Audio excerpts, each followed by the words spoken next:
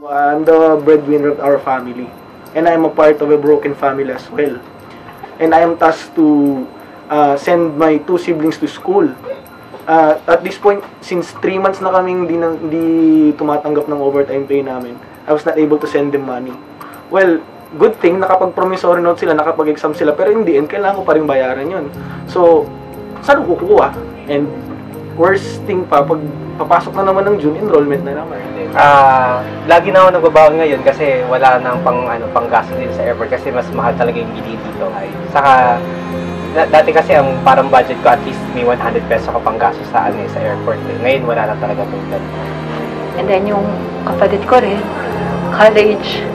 And then yung kapatid ko pa isa na special child. Hindi ba na alam ano sila supportahan? Yung medicine ng mother ko every month. Yung tuition fee. December 2013, na-diagnosed ako ng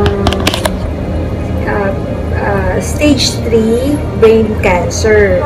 Feb 2014, naoperahan ako. Current health status ko ngayon is monitoring na lang ako. But I undergo MRI every 3 months. So kung mawawala yung OT, saan ko kukuhanin yung pambayad ng health fund? Just last week, inatake ako ng seizure again, all because hindi ako nakatake ng meds ko. Sana po maisip din natin na baka kaya hindi na nakakapasok itong mga empleyadong ito sa airport, baka wala na ngang maipamasahe. Damang-dama ko po yan kasi ako nga na nandito sa probinsya at nandito sa seaport. Halos hindi ko na rin alam kung paano pa isusustina o paano itatawid yung araw-araw ko for myself alone, hindi na yung sa pamilya ko how much more po yung mga nandiyan sa Maynila ng mga taga-probinsya. 21 years na ako sa bureau. Nag-start ako as contractual. Ginawa ko nag-loan. Pero dumating na saan, wala na akong ma-loan wala na akong makuhaan kahit na ngayon ginagawa ko, nagtitinda-tinda para lang makasurvive. Pero sabi ko nga sa Lord kanina, nag-pray ako hanggang kailan. Pero ako hanggang ganitong araw na alam ko na, sabi ko Lord, hanggang ganito na may pera ko na susunod na akbangin ko. Wednesday, wala na akong pera. Ito na lang talaga. Lord. Hindi ko na alam. Sa edad ko na malapit na rin sa retiring age, so I have to prepare for my retirement, but how can I? Sa napakaliit na basic na tinatanggap, as an employee din, I have my pending cases na ongoing. And sa simula pa lang, sinusolan na namin ang bayad sa lawyer, pupunta kami sa court with sarili naming expenses. Mas mahirap pa siya this time kasi ang dami mong bayarin ang dami mong bills na hindi mo alam kung saan ka kukuha ng pangbayad doon kasi hindi na enough yung sinasakot mo. Ako lang, solo lang ako na itinaguyod ko yung 3 kong anak na nag-aral sa college dahil yung ama nila hindi nga bigyan ng suporta since 2011. So, kailangan kong kumita ng extra. Ginagawa ko kapag during off ko, ayan, nag-over ako. At minsan, pag off ko dito sa work, minsan nagbibihis na lang ako tapos diretso na. Napaka-hirap kasi nitong part na to kasi nag-rent kami dito, 2 kaming magkapatid.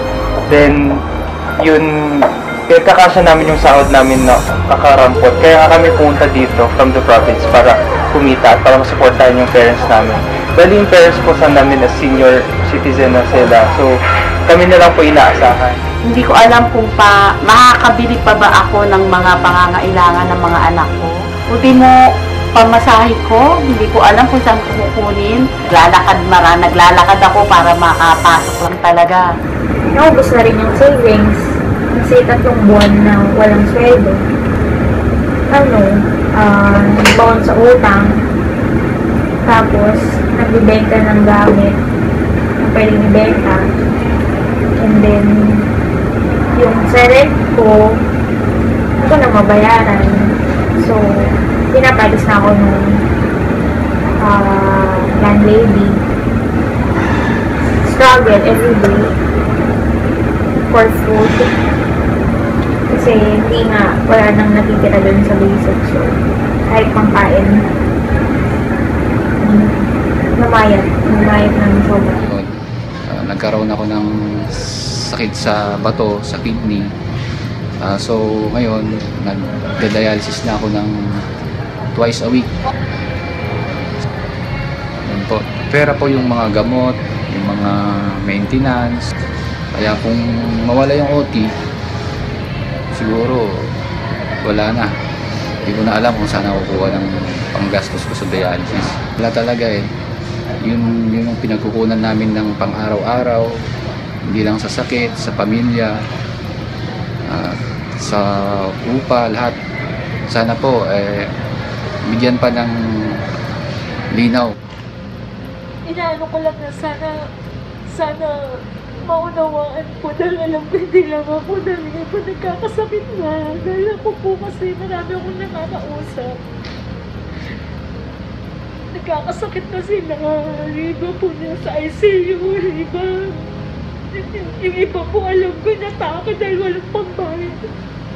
Ultimo pagkain, alam niyo po, nagsishare-share na lang kami ng baon namin. Minsan hindi nakapasok kasi walang pamasahe. Gagawa ka muna ng paraan para lang makapasok ka.